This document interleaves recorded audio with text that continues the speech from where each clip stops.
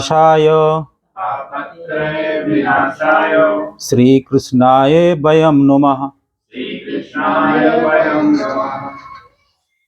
आज का जो ये पावन प्रसंग है, मैं 2-3 दिन पहले यहाँ पे आया था, तो यहाँ श्रीमद् भगवद गीता का पाठ चल रहा था।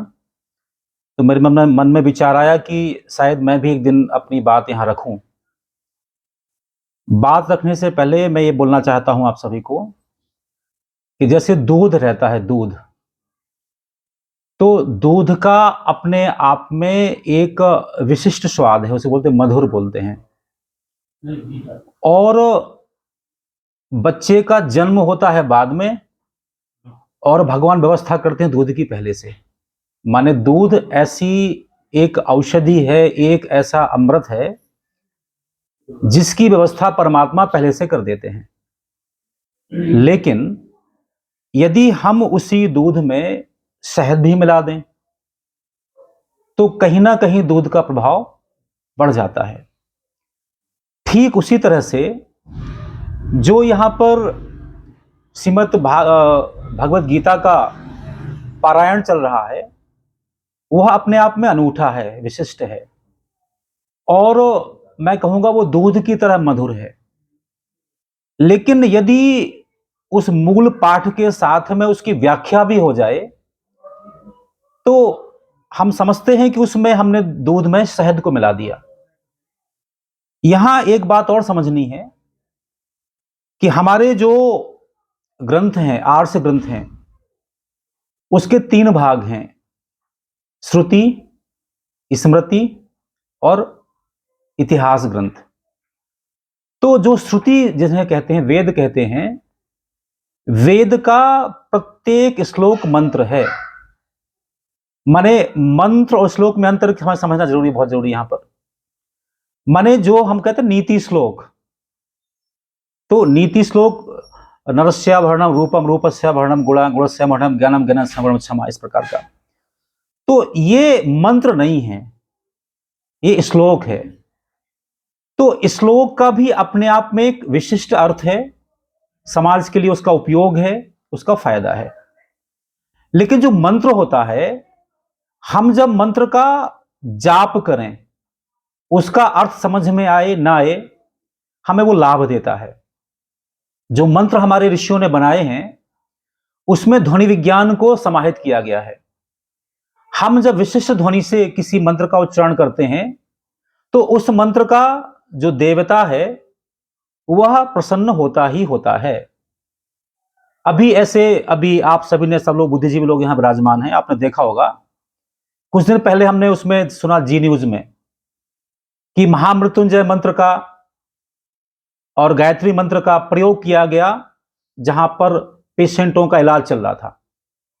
माने जब गायत्री मंत्र का या महामृत्युंजय मंत्र का वहां पाठ पारायण किया गया तो जिन मरीजों ने उसे सुना उनको उससे बहुत ज्यादा फायदा हो गया, बाकियों को फायदा नहीं हुआ। मैं कहना यहां पे चाहता हूं कि मंत्र हमारी समझ में आए या ना आए, उसका अपना विशिष्ट महत्व है। यहां पर मैं एक बात और आप सबके सामने बोल देना चाहता हूं। अच्छा होता है यदि यहां बहुत ज्यादा लोग होते। वह बात हम सब के लिए बड़ी बड़ी भ्रांति है। जैसे हम 2 प्रकार के उद्यम करते हैं। हम जब कुछ लेखन करें, किसी पेपर पर लिखेंगे तो वो हमारे पास सुरक्षित रहेगा, उसको दोबारा पढ़ लेंगे।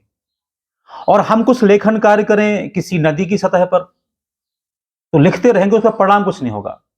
मैं बड़ी विनम्रता पूर्वक कहना चाहता हूं आप सभी से, और जो ये रिकॉर्डिंग हो रही है इसके माध्यम से आगे भी, कि हम जब मंत्र का पारायण करते हैं तो वह फलीभूत होता है।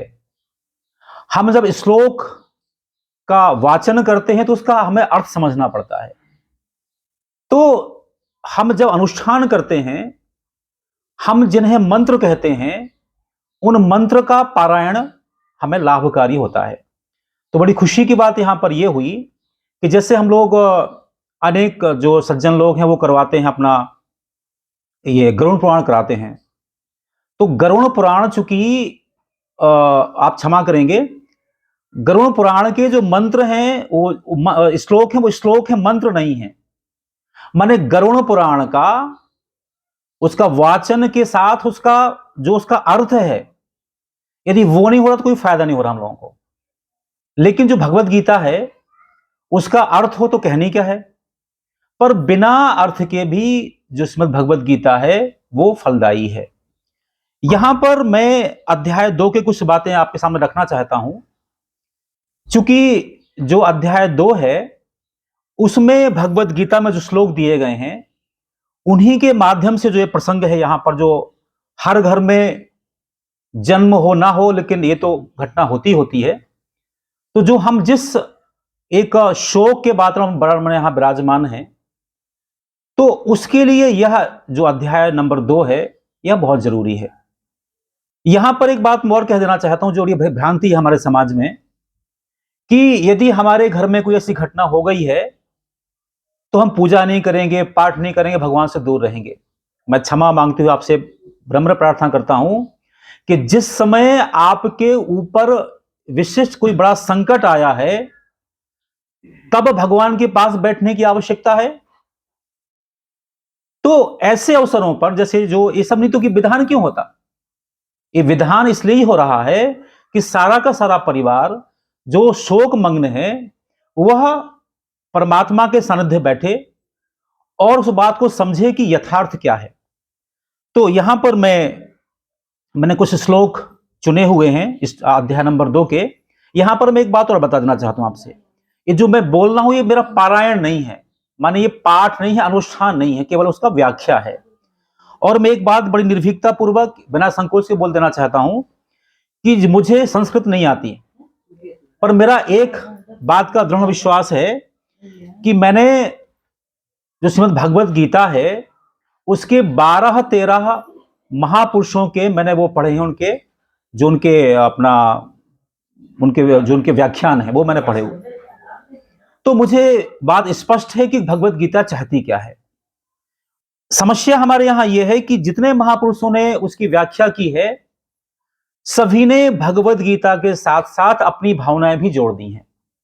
आप सब यहां बुद्धिजीवी विराजमान हैं, तो आपको समझना यह है कि जो मैं बोल रहा हूं क्या वह तर्कसंगत है, वह हम सब के लिए कल्याणकारी है, या जो उसका जो अर्थ है वो वही है, कुछ और है। तो इसका न्याय आप सब स्वयं करेंगे। जो 11वां नंबर श्लोक है जो अपना चैप्टर नंबर 2 का, असोच्यान अनशोचस्तुम प्रज्ञावादांश भासते गत अशून अगत अशून नानुशोचंती पंडिता। भगवान श्री कृष्ण अर्जुन से कहते हैं जिन बातों का हमें विचार नहीं करना चाहिए, आप उन बातों का विचार कर रहे हो और बातें करते हो प्रज्ञावादांश भासते, जैसे आप बुद्धिजीवी हो, बड़े प्रकांड पंडित हो, ऐसी बातें करते हो। जो लोग हमारे सामने हैं या जो लोग हमारे सामने नहीं हैं, चले गए हैं, ये दोनों ही लोगों को लेकर के जो पंडित हैं, बुद्धिमान लोग हैं, उन पर विचार नहीं करते। यहां समझना यह है इस सारे के सारे संसार में हम जो कुछ भी देख रहे हैं उसमें यह बात हम सब मानेंगे कि अपना और अपना जो अपने लोग हैं वो हम सबसे प्रिय होते हैं। माने मैं जितना प्रिय हूं उतना संसार मुझे दूसरा कोई नहीं होगा। ये सबके साथ ऐसे ही होता है, कोई कहे ना कहे बात अलग है। फिर मेरे बाद जो मेरा परिवार है मुझे प्रिय होता है। तो ऐसी स्थिति में यदि जो हमारा कोई स्वजन है हमसे बिछुड़ गया, क्या हमें उसके लिए शोक नहीं करना चाहिए? यहां विचारणीय विषय यह है, जैसे हम किसी छोटे बच्चे को कोई देते हैं खेलने के लिए खिलौना और वो टूट जाता है खिलौना, तो बच्चा कितना उसके साथ रोता है, बिलखता है, परेशान होता है। वैसी स्थिति आपकी नहीं होती है। तो यहां समझना हमारा यह है कि जो ये समय चक्र, जैसे मैं एक उदाहरण देना चाहता हूं आपके सामने हम रोज देखते हैं, हम प्रातः काल होता है, दोपहर होती है, शाम होती है। अब यदि प्रातः काल जिस समय हमें वो काल बेला बहुत अच्छी लगती है, हम उसी को पकड़ के बैठ जाएं, हाय राम दोपहर कैसे हो गई, अब संध्या कैसे हो गई, हाँ विश्राम सुबह कैसे हो गई। समझना यहां पर यह है, परिवर्तन प्रकृति का नियम है। हम चाहें तो, ना चाहें तो, माने परिवर्तन प्रकृति के साथ होना ही होना है। तो यहां पर समझना यह है हम लोगों को कि हम, जो लोग हमारे सामने हैं, क्या आपने जैसा इन सभी को 10 वर्ष पहले देखा था वैसा ही आज है? जो 10 वर्ष पहले हमारा अपना चेहरा था, हम स्वयं देखें दर्पण से तो वैसा हम नहीं बचे। इसका मतलब क्या हुआ कि पल पल यह प्रकृति परिवर्तित हो रही है। तो जो प्रकृति पल पल परिवर्तित हो रही है और हमारा उस पर कोई बस है क्या? कोई बस नहीं है। तो जो परिवर्तन है वो होना सुनिश्चित है, हम चाहें तो और ना चाहें तो यदि हम कभी छोटे से बच्चे थे, गोद में खेलते थे, हम आज 40 वर्ष के, 50 वर्ष के हो गए, तो ये क्रम तो हमारा आगे बढ़ रहा नहीं, बढ़ रहा है।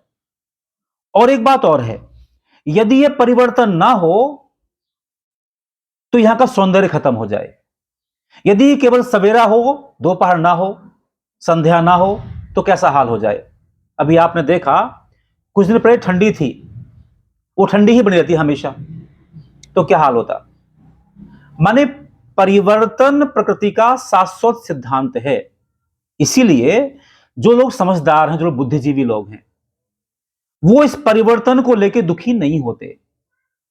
हम कल्पना करें कि हमारे दादाजी, उनके और दादाजी, उनके और दादाजी, वो भी कभी रहे होंगे, ना रहे होंगे। यदि वो ना दुनिया से गए तो हम लोग कैसे आते? ये चक्र है चलने वाला।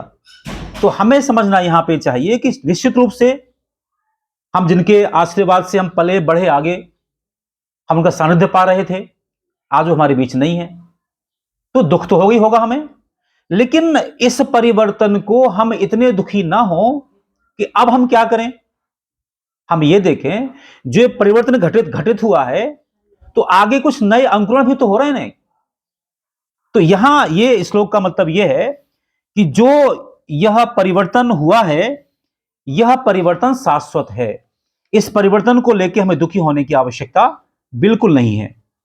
जिसका अगला श्लोक है, देहिनो अस्मिन यथा देहे कौमारम यौवनम जरा तथा देहांतर प्राप्ति धीरः तत्र न मुह्यति।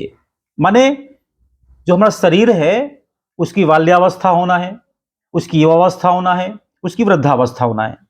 जो होना ही होना है, हम उस परिवर्तन के लिए क्यों परेशान हो। जो मैं पूर्व में बोल रहा था आपसे, माने जो प्रकृति की व्यवस्था है, जो परमात्मा के द्वारा नियंत्रित संचालित है, हमारा उस पर कोई बस नहीं है। तो जिस पर हमारा बस ही नहीं है, उस पर हम शोक करें व्यक्ति, उससे क्या फर्क पड़ने वाला है। जो वस्तु हमारे नियंत्रण में है, हम जो चाहे उसको वहां रख दें तो ठीक है भाई। लेकिन जो घटनाक्रम घटित हो रहा है इस धरती पर, हम सबके जीवन में, हम सबके साथ, यदि वह हमारे नियंत्रण के बाहर है और वो होना सुनिश्चित है, तो क्या ऐसा हो सकता है? क्या हम आप कल्पना करें, हमें चाह लें कि जो रूप मेरा आज है, अब यह रूप मेरा बदलेगा नहीं किसी कीमत में। क्या यह संभव है? और एक बात और बता दूं आपको मैं, जो आपको अपना प्यारा सा बच्चा, जो अभी 6 माह का, बड़ा प्रिय है, बड़ा अच्छा लग रहा है, पूरा घर उसको गोदी में लिए लिए फिरता है, वो उसकी वृद्धि ना हो, उतनी रह जाए वो, तो क्या होगा? क्या होगा फिर? इसका अभिप्राय यह हुआ कि वह परिवर्तन ही अपरिहार्य है, वह आवश्यक है। तो जो परिवर्तन होना ही होना है, उस परिवर्तन को लेकर के हम इतने व्यथित ना हो जाएं कि हम परेशान हो जाएं। ये इसका भगवान कहना चाहते हैं। अगला श्लोक है, नास्तो विद्यते भावो न भावो विद्यते सतः उभयोरपि दृष्टो अंतः तु अन्यो तत्वदर्शी। इस धरती पर जो सत्य है वह कभी त्रोहित नहीं होता, जो असत्य है वो हमेशा रहता नहीं है। जो इस प्रकार का जो तथ्य है, उससे जो तत्वदर्शी लोग समझते हैं इस बात को लेकर के, यहां मैं एक बात समझाना चाहता हूं आप सबको। क्या आज से 100 वर्ष पहले जिस सूर्य को हम देखते हैं वह सूर्य वही था, कुछ बदल गया है? सूर्य वही था ना? आज से 1000 वर्ष पहले सूर्य वही था कि बदल गया? लाख वर्ष पहले वो वही था कि बदल गया? माने हम परमात्मा का प्रतीक माने सूर्य को, और यह सोचें कि जो सूर्य नारायण जिनके हम दर्शन सुबह सुबह करते हैं, यह 100 वर्ष पहले वही थे, और 1000 वर्ष पहले वही थे, 10,000 वर्ष पहले वही थे। क्या 500 बाद, साल बाद, 10 वर्ष बाद, 10,000 वर्ष बाद वही रहेंगे कि बदल जाएंगे? इसका मतलब यह हुआ, यद्यपि जो ब्रह्म जिसे हम कहते हैं भगवान है, तो हम कहते हैं भगवान क्या होते हैं? अखंड ब्रह्मांड नायक। तो ऐसे जो हमारे ब्रह्मांड के भगवान नायक हैं, उस ब्रह्मांड में कोटि कोटि सूर्य हैं ऐसे, पर फिर भी समझने के लिए हमें मान लें कि जो सूर्य हमारे सामने है, जिसके कारण हमारा जीवन संभव है, तो जो है सूर्यनारायण, वो क्या है? वो अपरिवर्तित चीज है, वह अपरिवर्तनीय है परमात्मा की तरह।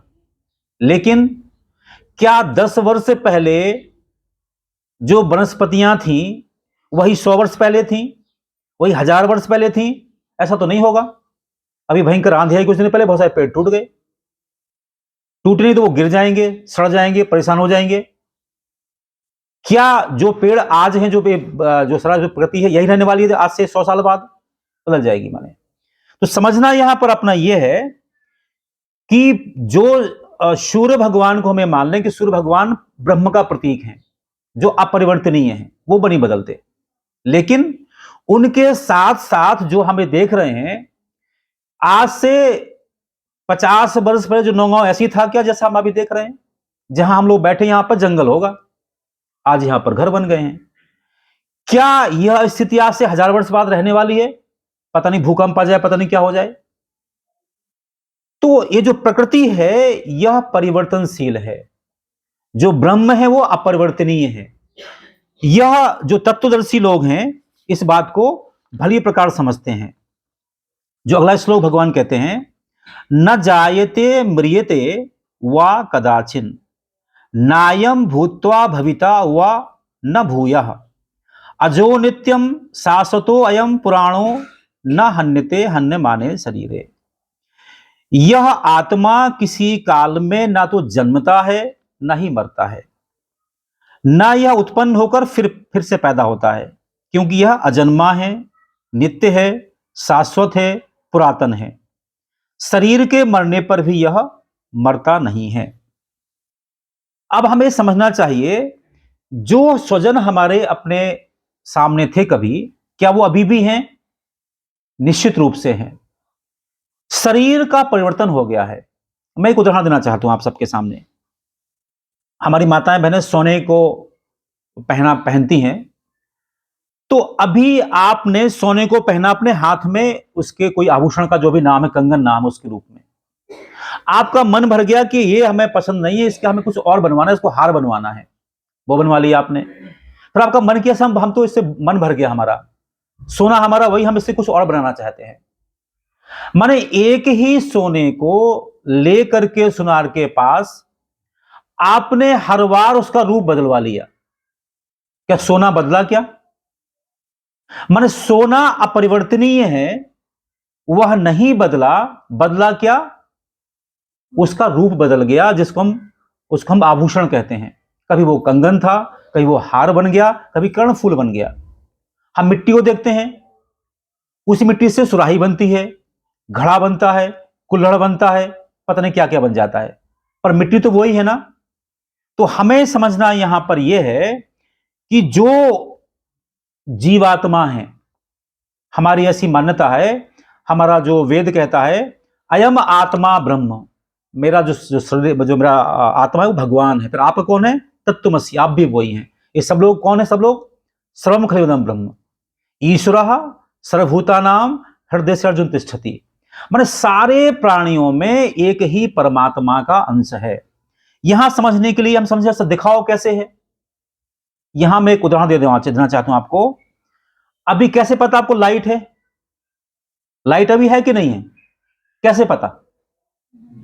बल्ब जल रहा।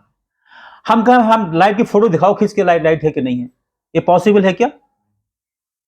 माने हम सबको, जो लोग यहां बैठे हैं, सबकी सहमति है कि लाइट अभी है। लाइट अभी है, पर लाइट को हम दिखाओ उसकी फोटो लाइट किधर है? नहीं दिखा सकते। माने यह बल्ब जल रहा है, इसका मतलब हुआ लाइट है। पंखा ऑन किया, लाइट है। तो इस तरह से लाइट सर्वत्र समव्याप्त है। कूलर में भी, पंखा में भी, फ्रिज में भी, हीटर में भी, सब में। हम उसको दिखा नहीं सकते। ठीक वैसे ही जहां ऊपर से सूर्य नारायण देव उगते हैं ऊपर से, यहां भिन्न भिन्न 5-6 वो रखे हो, बर्तन रखे हो, पानी रखा हो, समय समय उसका प्रतिबिंब रह नहीं रहेगा प्रतिबिंब। तो प्रतिबिंब एक ही सूर्य का भिन्न भिन्न बर्तनों में हम देखते हैं, भिन्न भिन्न है वो। तो यहां हमें समझना यह है, जो जो जीव आत्मा हमारे परमादरणीय दादाजी के रूप में यहां माने विद्यमान थी, तो हम ठीक कह रहे हैं, हमारी मजबूरी है, हम समझ नहीं पा रहे हैं। वो आज है, कल रहने वाली है, परसों रहने वाली है। तो यहां समझना यह है, जो आत्मा हमारी है, आत्मा जन्मती मरती कभी नहीं है। जन्मता और मरता है हमारा शरीर। फिर हम शरीर, हमारी देहाशक्ति हो क्यों जाती है हमारे पास? यह संसार की स्वाभाविक प्रक्रिया है। मैं एक और देना चाहता हूं आपको उदाहरण। हमने देखा रामायण सीरियल, उसमें सीता का रोल किसने किया? किसने रावण का रोल किया? किसने राम का रोल किया? वो रोल था कि सचमुच था वो? अब 1 साल के उसके पश्चात वो कहने नहीं हम तो साहब राम ही हैं, हम तो सीता ही हैं, क्या वो व्यवहारिक होगा क्या? आप में से सबको याद होगा, जिस दिन महाभारत सीरियल का समापन हुआ, आपको याद है ना वो दृश्य? सब रो रहे आपस में एक दूसरे को देख करके, नहीं याद आपको? याद? जिस दिन महाभारत सीरियल का समापन हुआ, जो उसके एक्टिंग करने वाले लोग थे, माने बहुत रोए, लिपट लिपट कर रोए वो लोग। क्यों? उन्हें 2-3 वर्ष की एक्टिंग के समय ऐसा आभास हो गया था कि यही हमारे लोग स्वजन लोग हैं, हमारे हैं। हम इस बात को मान जाएं कि हम सबके सामने वही देहाशक्ति हो जाती है कि जो हमारे दादाजी हमारे ही हैं। ऐसा कैसे है? दादाजी के न जाने कितने जन्म हुए होंगे, हम सबके न जाने कितने जन्म हुए होंगे। हम इस जन्म में यहां जन्म गए, इस घर में, पिछले में कहा होंगे, पता है क्या आपको? हम में से शायद प्रत्येक व्यक्ति यहां यह मानता होगा कि हमारा पुनर्जन्म होता है। मेरे पास नौगांव के ही उदाहरण हैं जो ये सिद्ध करते हैं कि वो उनका पुनर्जन्म हुआ है। तो एक त्रिपाठी परिवार है नौगांव में, वो पिछली बार झांसी पैदा हुए थे पिछले जन्म में अपने, मैं बता दूंगा डिटेल में आपको। तो जो त्रिपाठी परिवार, आज त्रिपाठी परिवार नौगांव में वो लड़का जन्मा है, वो झांसी में था पिछली बार। उसको एक जन्म का याद था, पर आगे तो उसको याद नहीं होगा ना। तो हमें समझना यह है कि हमारे दादाजी जिस शरीर में हमारे साथ थे, इतना ही उनका रोल था, हमारे बीच उन्होंने अच्छा रोल प्ले किया। तो हम उस रोल को तो याद करेंगे, हम उसे प्रेरणा पाएंगे। उनका जीवन कितना निष्कलंक था, कितने हार्डवर्किंग थे वो, हम क्या क्या सीख सकते हैं, यह सब जरूरी है। लेकिन क्या आप में से कोई, हम में से कोई ये चाहेगा कि दादाजी और अच्छी अवस्था को ना पाए? कोई चाहेगा क्या ऐसा? हम सब चाहते हैं उनकी और अवस्था और अच्छी हो जाए, माने उनको मोक्ष मिल जाए।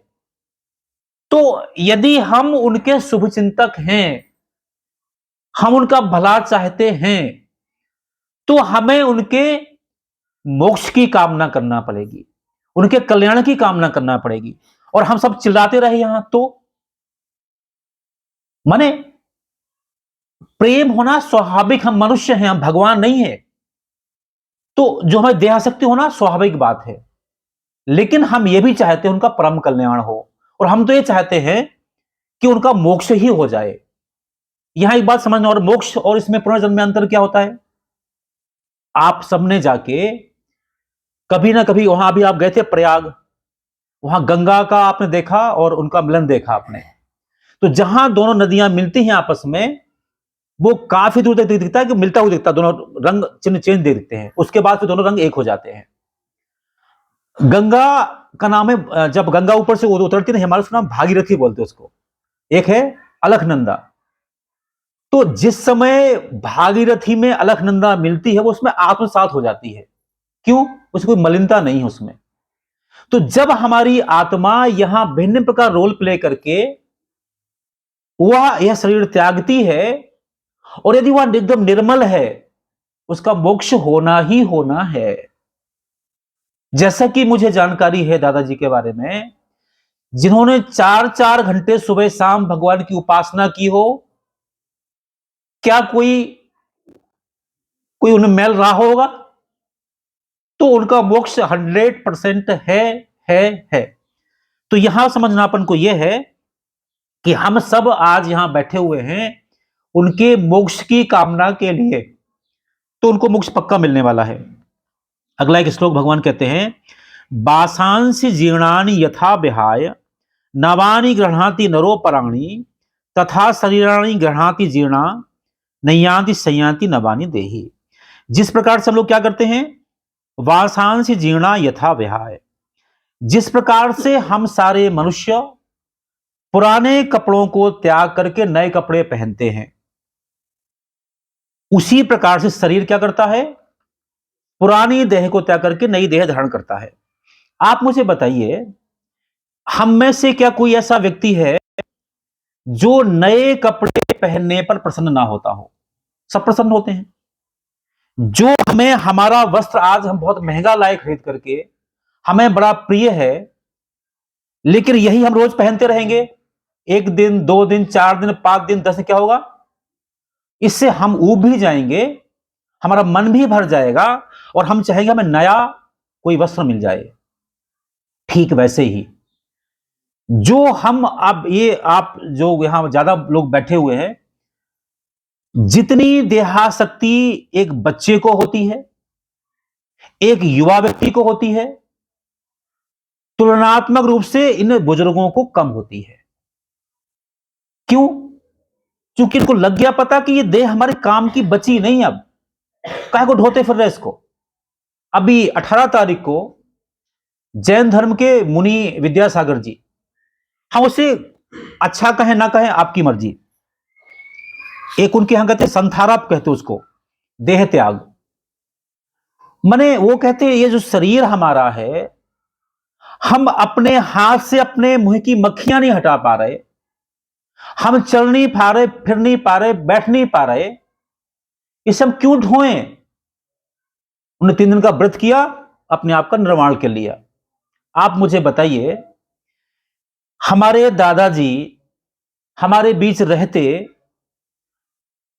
और पलंग पर रखे रखे अपनी सेवा करवाते, अच्छा वो था कि यूं चलेगा? अच्छा क्या है आप बताइए। माने उम्र भी उन्होंने पर्याप्त पाई, घर में सारे नाती पोते बच्चे सब सकुशल हैं, अब चाहिए क्या आपको? हमारे एक मित्र हैं, उनकी माताजी पिछले 14 वर्षों से पलंग पर हैं, वो रोज भगवान से करते प्रार्थना कि ये जाएं, नहीं जा रही हैं। अब क्या करोगे आप? अभी मुझे एक घटना और याद आ गई है।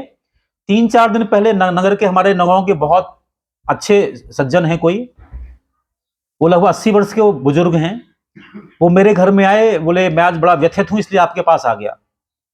सर बताइए क्या समस्या आपको? उन्होंने कहा कि मैंने सारे जीवन भगवान की पूजा की है, बिना स्नान किए कभी जल ग्रहण नहीं किया। अब उनकी पत्नी पिछले 3 वर्ष से बीमार हैं, बीमार क्या, वो ऑन बेड हैं, बोले हमें सारी उनकी सेवा करना पड़ती है, सर ये साला हमारा काम खत्म हो गया। तो मैंने कहा सर मैं आपको कुछ कहूं तो आपके सामने रहेगा, जैसे मैं दीपक दिखा रहा हूं सूर्य को। मैं एक इतनी सी प्रार्थना करता हूं कि अब जब हम सबकी मान्यता है कि प्राणी मात्र में परमात्मा का अंश है, तो आप मूर्ति में तो भगवान देख रहे हैं, वो पत्नी भगवान क्यों नहीं देख रहे हैं आपको? तो जो आप अपनी धर्म पत्नी की सेवा कर रहे हैं, इससे बड़ी पूजा संसार में कुछ हो नहीं सकती है। आप माला नहीं कर पा रहे हैं, बिल्कुल मत करिए। कई बार स्नान छूट रहा, वो छोड़ जाए, कोई चिंता नहीं, पर ये जरूर करिए। तो मैं आपसे कहना ही चाहता हूं, यह देह तो जाने ही जानी है, पर देह समय पर जाए, निर्विकार जाए, इससे अच्छा और क्या हो सकता है।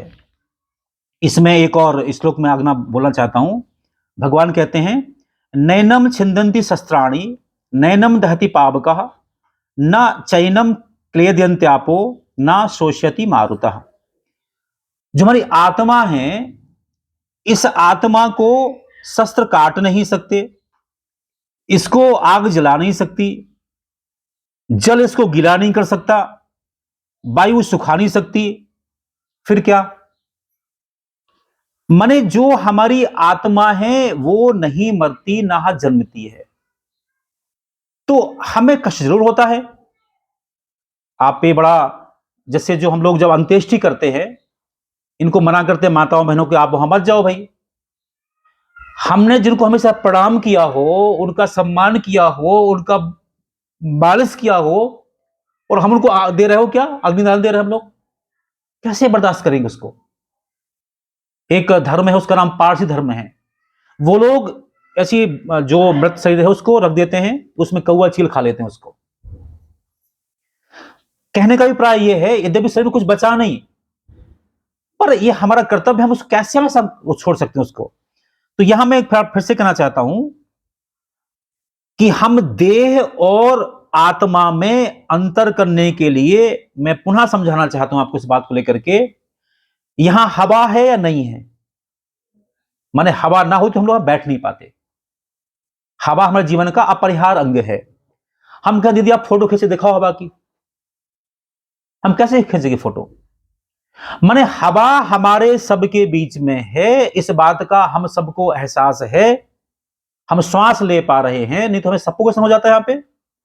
माने हवा की प्रेजेंस से हम सब जीवित हैं यहां पर, लेकिन हम हवा का अनुभव कर सकते हैं, उसको हम दिखा नहीं सकते।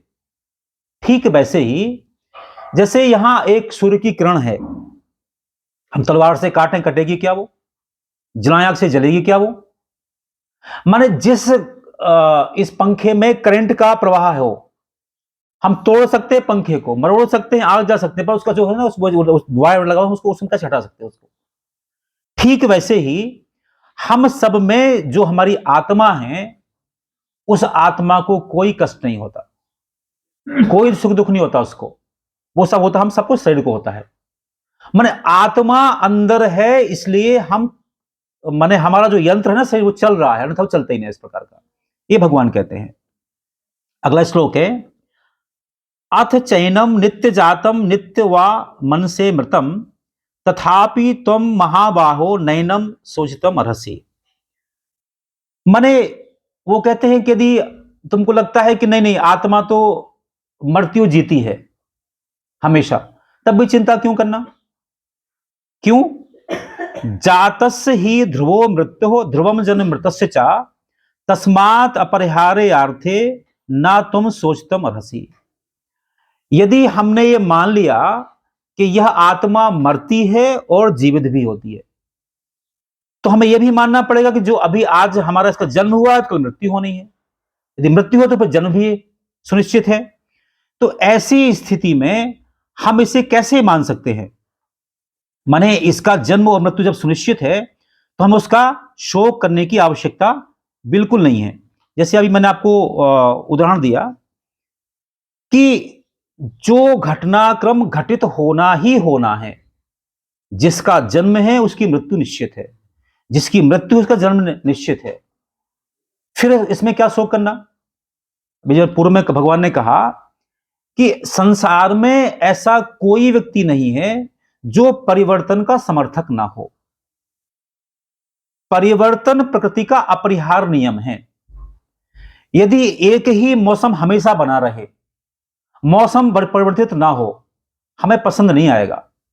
माने जो लोग हम लोग यहां विराजमान हैं, हम में से लगता है कि ये चीज हम बहुत प्रिय लगती है हम लोगों को खाने में, तो कहा आपसे आप तो यही खाइए आप रोज, आप ना खा पाएंगे।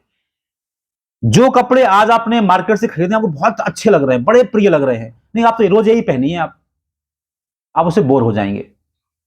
तो यहां परिवर्तन होना स्वाभाविक है। यदि हमारी, जैसे मैं पूर्व में आपसे कहा था, हमें अवस्थाओं का ना हो परिवर्तन, तब क्या हो? तो जिसका जन्म है, भगवान कहते हैं यदि आप ऐसा मानते हो कि आत्मा जन्मती है, जब ऐसा होता नहीं, लेकिन यदि आपकी ऐसी मान्यता है कि जिसका जन्म है तो उसकी मृत्यु होना ही होना है, और जिसकी मृत्यु हो तो उसका जन्म होना ही होना है।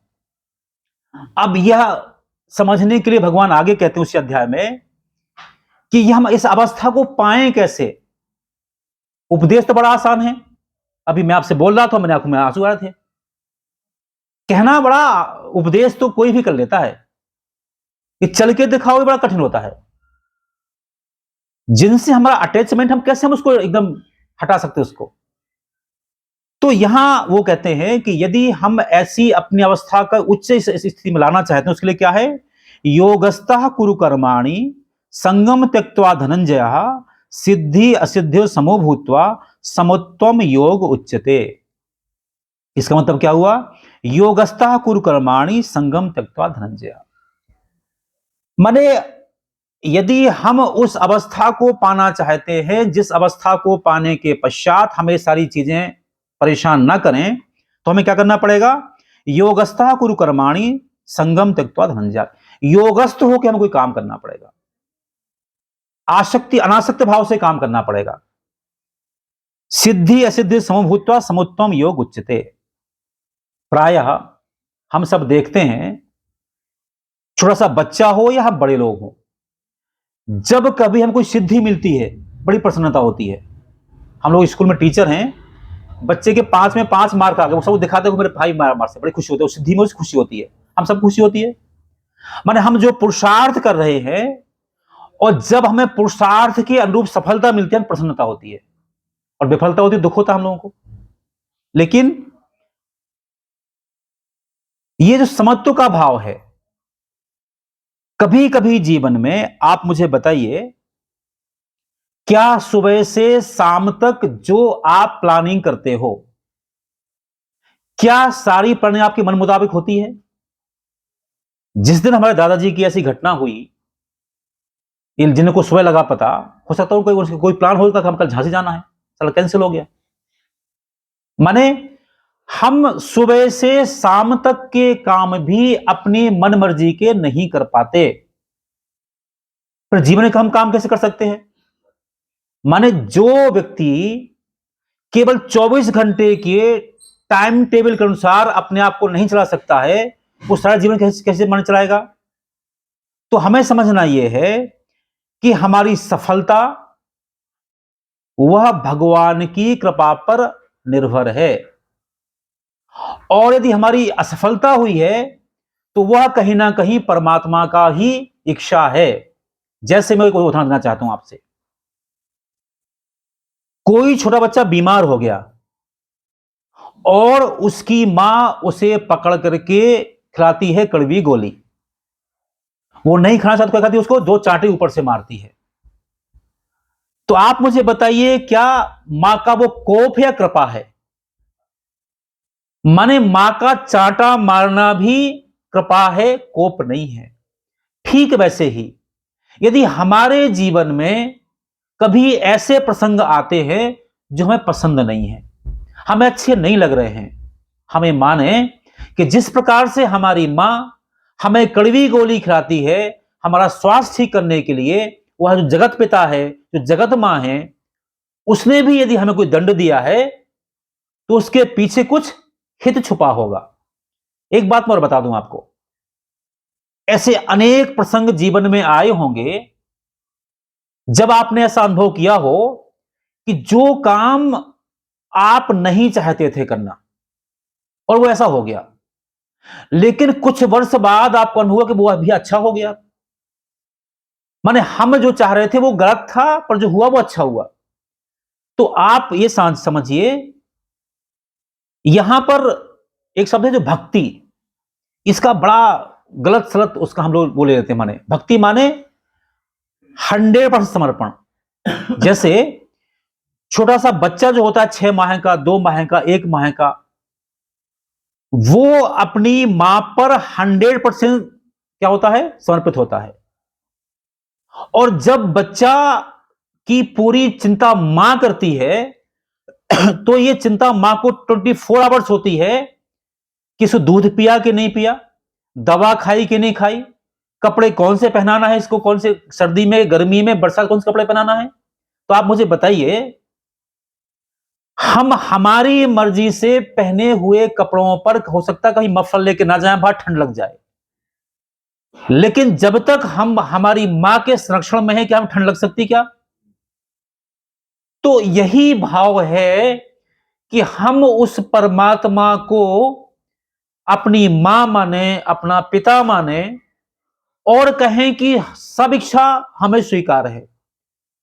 एक वो गीत है ना, सब तेरी कृपा से सब काम हो रहा है, अब आराम, ऐसा कौन सा गीत है? वो गीत बड़ा प्यारा है, लोग झूमते बहुत सारे हैं, लेकिन व्यवहार बहुत कठिन है। हम छोटा सा भी काम यदि हमारी मन मर्जी का नहीं होता, हम परमात्मा को 100 गालियां बकते हैं, और मन का हो जाए तो कहते नहीं मैंने कर दिया वो तो यहां भगवान कहते हैं यह है योगस्थ भाव। योगी माने हमें हिमालय नहीं जाना, योगी माने हमें कोई बड़े भारी कोई आसन व्यायाम नहीं करना, योगी माने हम योगस्थ भाव से जिए। यदि कुछ अच्छा हो गया, परमात्मा धन्यवाद, कभी कुछ मन मर्जी का नहीं हो गया, चलो कृपा रही आपकी, आपने इतना, तो इससे और बड़ा होता तो क्या होता? आप ये सोचिए, हमारा हल्का सा कोई हो जाए, जैसे हम कई बार सोचते भी ऐसे कि चलो हमारा एक्सीडेंट हो गया भाई दबे, और हमारी टांग टूट गई, भैया बहुत बच गए, दूसरा पांव तो बच गया कम से कम।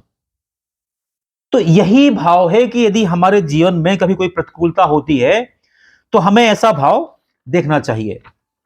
अगला श्लोक है, बुद्धि युक्तो जहाति उभे सुकृत दुष्कृते तस्मात योगा इज्जस्य योगा कर्मशु कौशलम। यहां पर यदि हम समता भाव से जीते हैं, तो हमें ना तो पाप लगते हैं ना पुण्य लगते हैं, ठीक है ना? इसीलिए तस्मात योगा इज्जस्य योगा कर्मशु कौशलम, माने हम पूरे कौशल के साथ कोई कार्य करें, पूरा डिवोशन के साथ कोई कार्य करें, और सफलता मिल जाए ठीक है, असफलता मिल जाए ठीक है। इसमें एक बात मैं और बोलना चाहता हूं, जब सैनिक अपना कर्तव्य करता है, तो उसे कई बार हत्या करना पड़ती है सामने के अपना दुश्मन को, हम उसे हत्यारा कहते क्या? क्या जो सैनिक सीमा पर खड़ा हुआ है देश की रक्षा करने के लिए, उसने अपनी गोली से सामने 5-10 लोगों को मार दिया, हम उसे हत्यारा कहते कि उसकी हम तारीफ करते हैं? माने यदि उस व्यक्ति ने जो देश की रक्षा करने के लिए सीमा पर खड़ा हुआ है, यदि उसने किसी का वध कर दिया है, तो वह उसके लिए प्रशंसा का पात्र है, पाप का भागी नहीं है। ठीक वैसे ही आप सज्जन पुरुष हैं, आपने कोई व्यक्ति सड़क पर गिर गया, उसकी सेवा कर दी आपने, तो काहे का पुण्य भैया आपका? क्यों पुण्य की अपेक्षा करते हैं आप? यदि हमने हमारा कर्तव्य किया, उसमें काहे का पुण्य? हम हमारे बच्चों का भरण पोषण कर रहे हैं सही तरीके से, उन्हें समय पर दवा, कपड़ा, शिक्षा सब दे रहे हैं, क्या कोई पुण्य मिलना चाहिए आपको? क्या पुण्य की अपेक्षा भी करते हैं क्या? नहीं। तो हम हमारे बच्चों से सारे कर्तव्य करने के बाद कोई पुण्य की अपेक्षा नहीं करते हैं, और समाज में करें तो हमें नाम लिखाना बड़ा सारी बाला भाई, नाम हमने इतना दान किया, नाम नंबर 1 पर होना चाहिए, हमने वहां इतने सारे आई कैंप लगवाए हैं, हम बड़े भारी, हमें समाज सेवी होना चाहिए। क्यों होना चाहिए आपको? तो यदि हम योगस्थ भाव से जीवन जीते हैं, तो आपको ना तो पाप का कोई मतलब, ना पुण्य का मतलब। इसका मतलब यह है, यदि हमारा जीवन योगस्थ भाव से है, जैसे भाई साहब बता रहे थे कि पापा जी पढ़ाने के लिए गए और रास्ता में नदी आ गई, तो जब तक समय है इस तब तो वहीं बैठे रहे वो, तब आए वहां से, ताकि हमें समय हो गया पूरा। ये भाव है योगस्थ भाव। माने हम इसलिए नहीं बैठते कि हमें कोई देख रहा है। मुझे एक बहुत अच्छी बात आ रही है, हमारे यहां नौगांव में प्रिंसिपल थे, पटेरिया जी, क्या नाम था उनका, बीपी पटेरिया, पटेरिया जी। वो टीचर थे झींझन में, जाते थे साइकिल से। वो हमेशा आध घंटे पहले पहुंचते थे वहां पे, टीचर वो भी थे। और कोई रास्ता में मिल गया तो उनका वो देखते थे, जरमांग देखते थे, भैया बताते भी थे, पंडित थे चूंकि वो।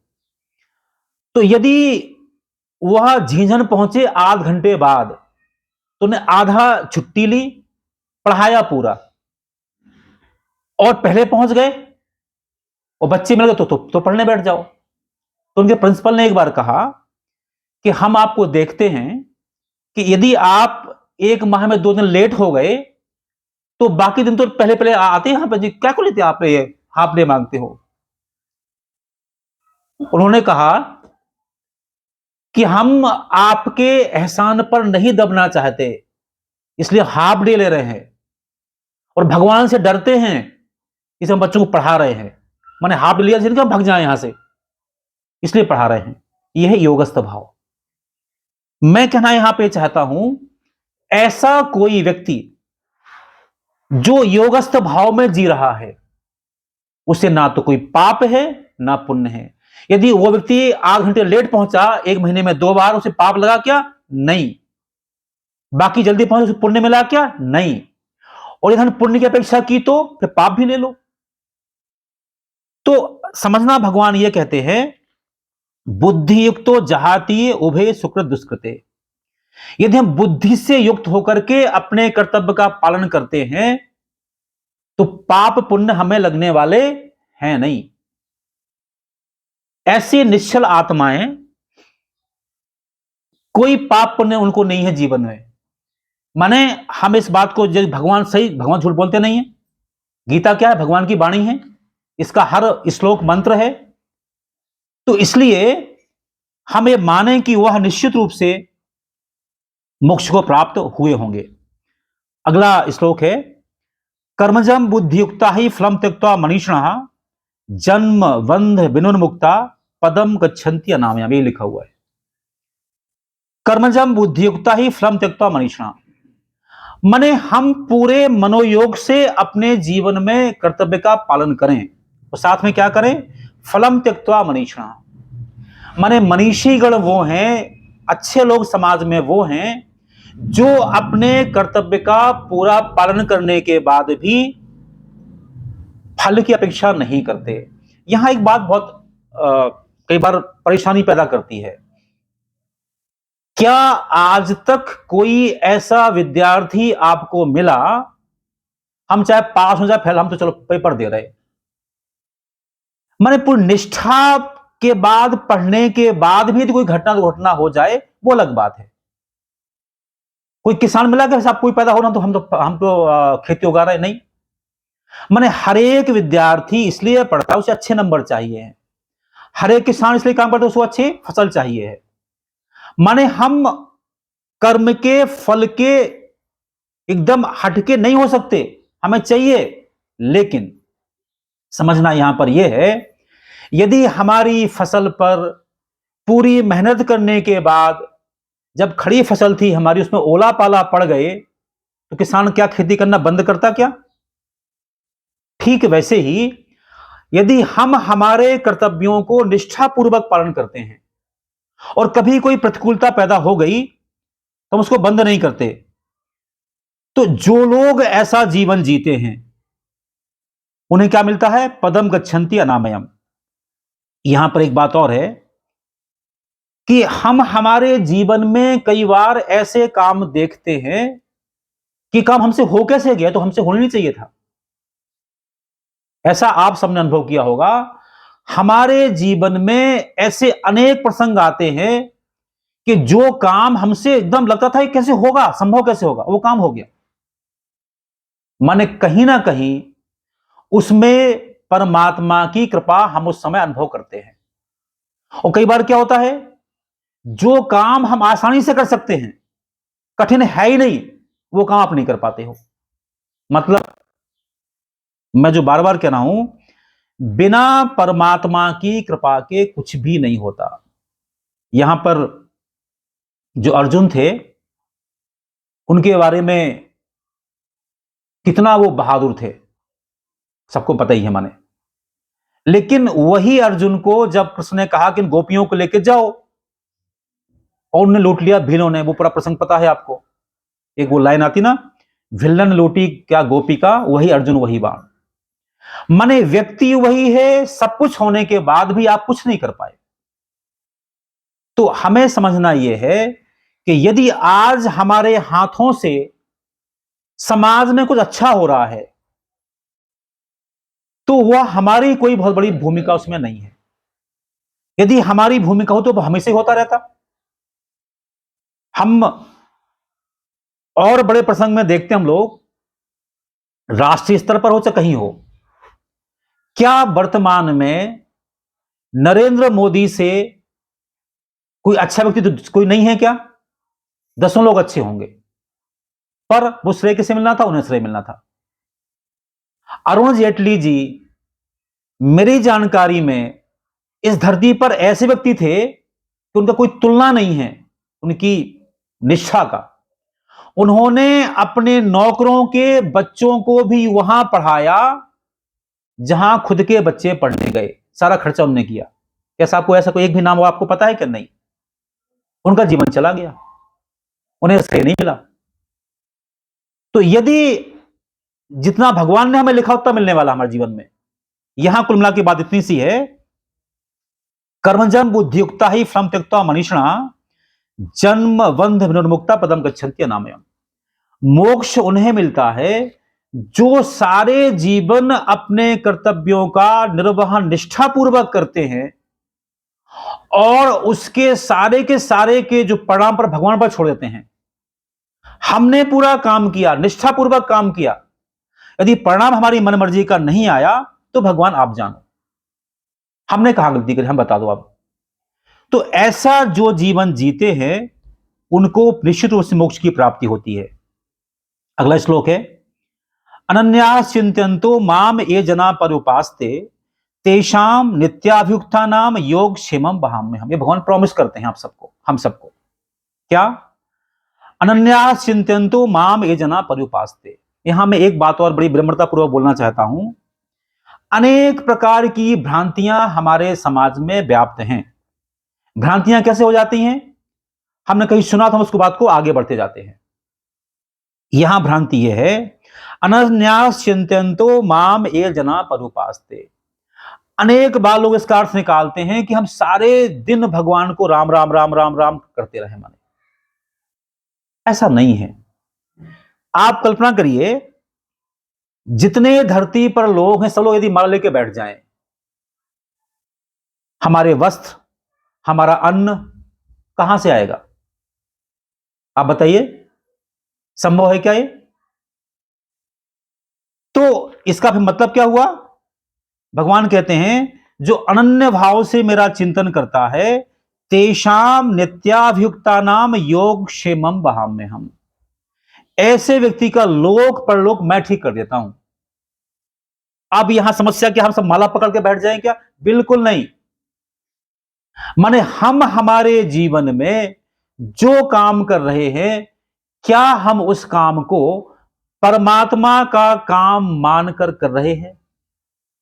हम शिक्षक हैं, हम स्कूल गए, जो बच्चे हमारे सामने बैठे हैं, हम कहते ना ईश्वर से जीव अविनाशी, बोलते तो हैं। जो बच्चे हमारे सामने बैठे हैं राम श्याम सुरेश मुकेश के नाम पर, क्या उन बच्चों में से प्रत्येक बच्चे में हम परमात्मा के दर्शन कर पा रहे हैं?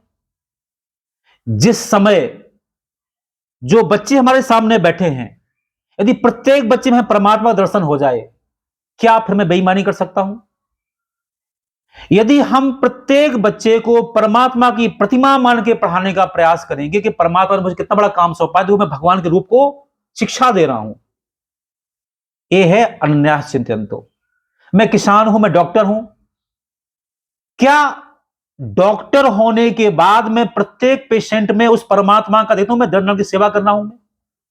जिस दिन डॉक्टर अपने पेशेंट के अंदर भगवान के दर्शन करना शुरू कर देगा, वह उसकी चीटिंग नहीं कर सकता है। माने हम हमारे जीवन में जो भी कुछ काम कर रहे हैं, हम मजदूर हैं, हम डॉक्टर हैं, हम इंजीनियर, जो भी हम हैं, हम जो काम कर रहे हैं, क्या उस समय हमें अनुभव कर पा रहे हैं हम जो काम कर रहे हैं परमात्मा का काम है? और समझो क्या है, सब परमात्मा ही परमात्मा है। यदि मैं प्रत्येक प्राणी में, प्रत्येक मनुष्य में परमात्मा के दर्शन करता हूं, मैं दूध वाला होने पर उसमें पानी नहीं मिलाऊंगा, मैं दवा वाला होने पर मिलावटीपन मैं नहीं करूंगा।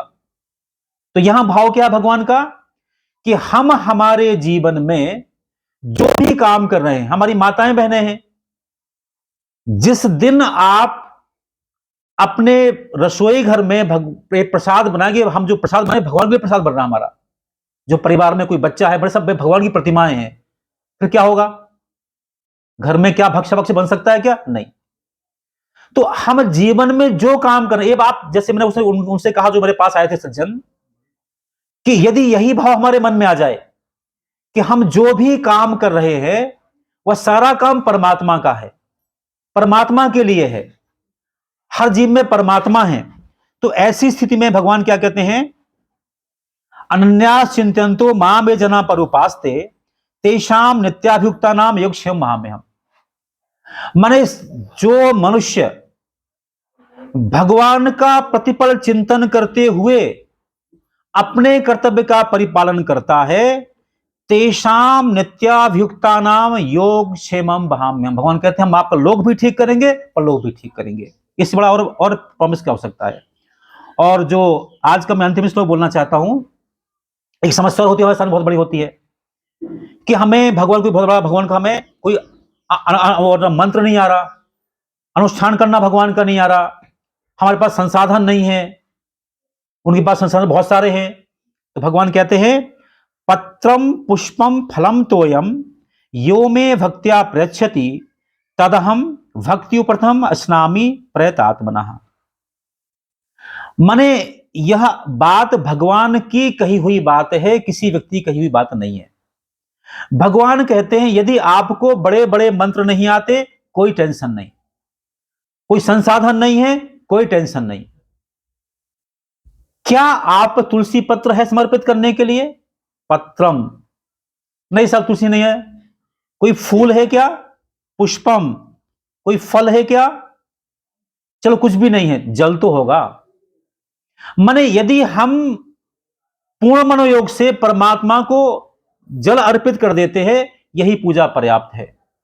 तो यहां समझना यह है कि जो परमात्मा कण कण में व्याप्त है, हर जगह विद्यमान है, उसकी प्रसन्नता के लिए हमें किन्हीं बड़े अनुष्ठानों को करने की आवश्यकता नहीं है। इसका मतलब नहीं कि बड़े अनुष्ठान करेंगे नहीं, इसका मतलब ये नहीं होता है। माने जो बड़े अनुष्ठान हो रहे हैं वो होने दो, उनकी भी अपनी भूमिका है, लेकिन हमें यह प्रायश्चित नहीं होना चाहिए कि हमें यह नहीं हुआ तो हम कैसे काम चल जाएं।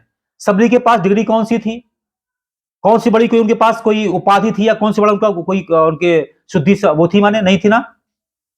तो यदि शुद्धि हम, यदि सबरी जैसा मन, निर्मल मन जन सो मोह पावा, मोह कपड़ छल न भावा। यदि हम पूर्णतः निर्मल हैं तो परमात्मा हमारे पीछे पीछे आता है, हम परमात्मा के जाने की आवश्यकता नहीं होती है।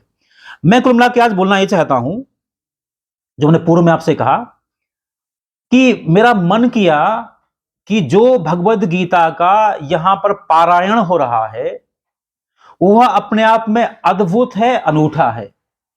मैं फिर दोहरा दूं अपनी बात को, यदि यहां पर हो रहा होता गरुड़ पुराण तो उसका महत्व तब हम जब उसको सुने, हम लोग उसको तब ज्यादा महत्व उसको। जो भगवद गीता का पाठ हो रहा है हम सुने, अच्छी बात है, समझ में आए, कहने क्या है, समझ में ना आए तब भी भगवद गीता का प्रत्येक श्लोक मंत्र है। और मंत्र की विशेषता यह होती है कि मंत्र को इस आवृत्ति में बनाया जाता है कि जब उसकी हम आवृत्ति करते हैं तो उस जो उसके देवता हैं वो हम प्रसन्नता होती है। जैसे हम रिमोट होता है, रिमोट, हम रिमोट दबाए टीवी हमें खुल जाती है। तो मंत्र क्या है? रिमोट है हमारे हाथ में। हमारा गायत्री मंत्र, हमारा महामृत्युंजय मंत्र, हमारा कौन सा मंत्र, ऐसे मंत्र।